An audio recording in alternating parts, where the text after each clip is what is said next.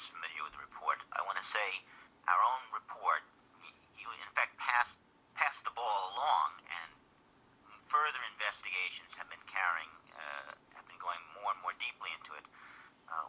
We noted that our private security in Afghanistan appears to be a major source of payoffs to the Taliban.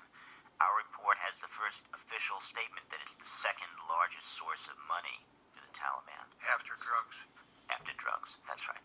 Improve the governance in Afghanistan so that there is confidence among the people of Afghanistan that they're being treated fairly, which gives us a much better chance for a stable regime. In a way, the United States has contributed to some of that corruption by the manner in which aid has been made available. What are we doing? Can you assure us that the way that we are proceeding will give us a better chance to reduce the corruption within the Afghan government so that we can have better governance as the United States transitions to the next stage in Afghanistan? Well, we share your concern, Senator, about corruption, and it is a major focus of not only our efforts, but the international community's efforts as a whole, both to police ourselves in terms of the degree to which our assistance efforts can be misused, and to strengthen the government. I think we have to recognize, first of all, that Afghanistan is in Central Asia. And so when we talk about levels of corruption, we need to look at Uzbekistan and Turkmenistan. We need to note that Afghanistan has a more efficient tax collection system than Pakistan. Only marginally so, but and this puts it in a little bit of perspective. Or some of your comparisons aren't exactly the best countries that we like to look the worst. Model examples of good governance. No, exactly, they're the worst. But that's the neighborhood that Afghanistan is in. And Afghanistan was, first of all, the poorest of all those countries to start with. But the United States and it had no government at all. Engaged in this country now for 11 years. I So, take that. you know, we should be able to have some impact on what legacy we leave to the people of Afghanistan. And I agree entirely with you. And this is a problem on which we need to continue to work in terms of our own efforts. About 10% of our total civilian strength in Afghanistan is dedicated to oversight and accountability of our own programs. In terms of the effectiveness of our aid programs, in my opening statement, I think I mentioned that if you look at outcomes, if you look at the levels of literacy, levels of longevity, the projection of health care, education, the Afghan government is actually providing services which have historically never been provided before in Afghanistan to the population, certainly not at current levels.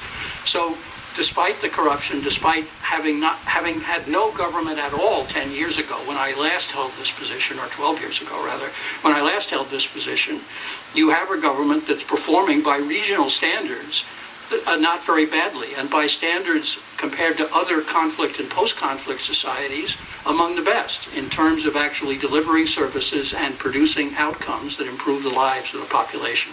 So now that doesn't mean that you're not absolutely right to keep harping on corruption and keep insisting that we do more about it. Apparently, and we just opened up the investigation in February of 2010, late 2009, early 2010, the Army put a request in to build a command structure at Camp Leatherneck, southern Afghanistan. Within months, a decision was made that the Army wasn't going to be in Camp Leatherneck.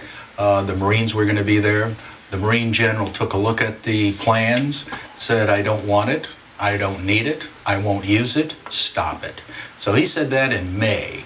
What year again? Remind May us. of 2010. Okay. And then the process just continues, and that's what we find out. Once you appropriate money, it gets spent. So even though he didn't want it as early as 2010, they let the contract in 2011, and they started building it. And what we eventually have now, it was turned over to the military commander now, a building that's almost totally complete, costs $35 million, and nobody wants it. Well, and we were just showing our viewers some pictures of it. 64,000 square feet, That's a big building. $34 million, accommodates 1,200 to 1,500 staff, and includes a war room, a briefing theater, and senior military official offices. That's correct. So they went ahead and built it. Why couldn't the Navy just use it? I mean, they said, well, we don't want it, but why not? They don't need it. The commander didn't need it. The Marine Corps captain had his own, or excuse me, Marine Corps commander had his own headquarters, didn't want it. It's a rather luxurious Taj Mahal, and he didn't want it. So before the first shovel went into the ground, the Marine Corps commander who was running the mission down there said, I don't want it. Don't build it. So is there already a command headquarters for There the is. Navy close by? For the Marine Corps, yes, and it's not as well made as this one. The Marines are pretty good at dealing with plywood and sandbags. They're very happy with that, and it serves its purpose. So who said we're going to ignore the Navy and go ahead and build it? We don't know. That's what our investigation is all about. We're going to try to find out who the individual was who ignored the Marine Corps General and continued with the construction. So, What is Congress saying about this? well, we've gotten a number of letters and comments from Congress, but expressing outrage, but I haven't had any direct communications with anybody. I'm hoping that Senator McCaskill's staff has contacted about this. She's having a hearing tomorrow, and I think this may be one of the topics of discussion at tomorrow's hearing. What is the executive branch saying about it? The president, the Pentagon? They're looking into it.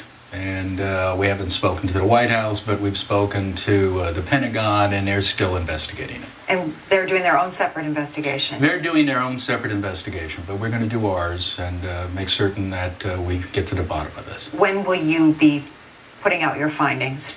It'll be a number of months. We're still starting it. I just happened to see it back in June when I traveled the last time to Afghanistan. My staff was aware of it a few months before, so we've just started the investigation. So what was its original purpose? Its original purpose, as far as we can tell, was going to be a command headquarters for a Army division. And apparently it was going to be a joint command headquarters. That's what the initial information is. Because if you actually go in and see the computer room, they did a separate computer room for U.S. computers versus British computers. So we think it may have been a joint operation. But that quickly changed, and it's just left there now to sit. Which company built it? I believe the company was a British company. We have no complaints about that. It's the best constructed building I have seen in Afghanistan. Why do you say that? Because you've traveled in Afghanistan. Well, we travel a lot, and we find a lot of buildings that are falling down, buildings that will electrocute students, buildings where the roofs fall down. We just announced 2 alert letters. We usually find a lot of shoddy construction. Horrible construction. Actually, on that base right now, we're looking at some other sites of poor construction. But this one was perfect. I mean, almost perfect. The irony is that just a few months ago, the DOD IG went in, different team, took a look at their fire escapes and fire suppression system and recommended they improve them. And the military, even though this building will probably be torn down, spent taxpayers' dollars to improve the fire suppression system on a building that will probably be destroyed. So will that $34 million price tag go up? Absolutely. And how much do you expect it to go up? Well, if for the fire suppression, I think it's just a couple $100,000. I say a couple $100,000, and compared to 34 million or the billions we've seen wasted, it's small, but still, it's just one hand doesn't know what the other hand is doing. Why do you say that this building you think will be torn down? Well, those are the options we have been given. Those are the options being considered. Because, first of all, the military doesn't need it. With the drawdown in Leatherneck, which is the base where it's located, this building will be on the other side of the fence. This building will no longer be in Camp Leatherneck. As we draw down our soldiers there, the base is going to get smaller, shrinking. This building will be left on the other side. So it's a security risk for U.S. to use it. The 3 options, and they're all bad. One is just to tear it down because the military doesn't need it. And it costs money to keep it going. I mean, its heating and air conditioning is going constantly right now, and there's nobody in it. The other option is to turn it over to the Afghans. Well, that may be good, but no one's talked to the Afghans, and that's one of the problems we see throughout. We don't talk to the Afghans. We don't know if they want it or need it. So, and then the big problem with that is this was built to U.S. standards, and the Afghans may not be able to maintain it or sustain it. Talk about that a little bit. Yeah. I mean, when it comes to voltage and that sort of thing. There are a whole bunch of things like that. And they even have problems now. We just heard, and it's interesting, since we sent the letter, we've heard more allegations, but we got some information that came to us that even the U.S. military may have problems maintaining this because you need some special technical capabilities that they don't have on the base anymore. Now, the third option, which is hire almost... a contractor for that? They do a lot of that, they will. The third option is they actually were thinking of turning the war room, which was supposed to be a classified room in which they do planning for the war. They were going to turn the war room into a theater. For what? For movies. So maybe they'd be showing Catch-22, which I think would be an appropriate movie there, or maybe Dr. Strangelove. But that was the idea. We'll turn it into a war room and then a rec room down in the bottom. Now, a 64,000 square foot rec room and theater. And then it turns out there are not enough Marines, not enough U.S. personnel there to actually move into the base and use it for that. So that probably is not the option. In all likelihood, the building's going to be ripped down. That we're turning over that they had never even heard of. So now they have to maintain them or use them. So we don't have a number to answer the question, but unfortunately we're afraid there are quite a few. Fred in Allen Park, Michigan, independent caller. Yes, hi. I watch C-SPAN a lot. I've watched the Benghazi trial, well, not trial, but the Benghazi hearings. The hearings on the gun runnings, the IRS hearings. I watch a lot. But the thing is accountability, and I've not seen any of it from this administration. I've watched Eric Holder multiple times go and lie, and as far as I'm concerned, lie to our Congress. And then we have the mess in Benghazi that's been covered up.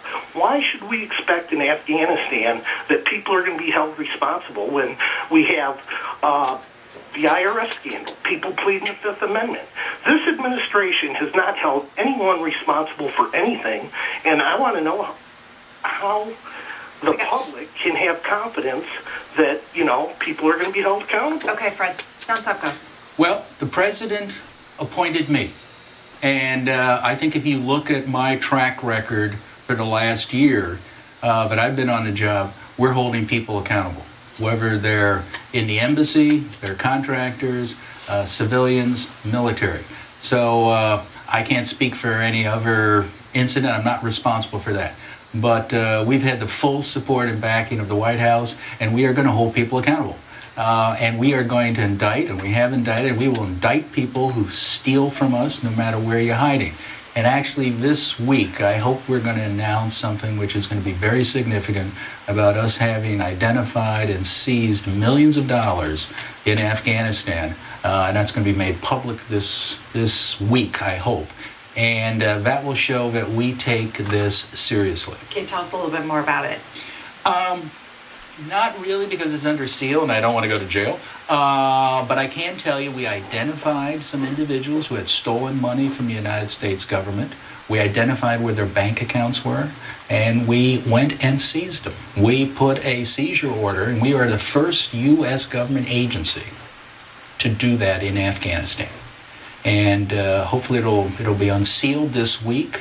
It was a fantastic effort by my inspectors and my investigators. They're thinking out of the box, and they're taking names, and they're doing it. And so I would say watch my website. If you don't think there's somebody in the government holding people accountable, go to my website, follow us on the news, follow us on Twitter. We are holding people accountable, and I promise you we will continue to do so. And the Special Inspector General's website is SIGAR.mil.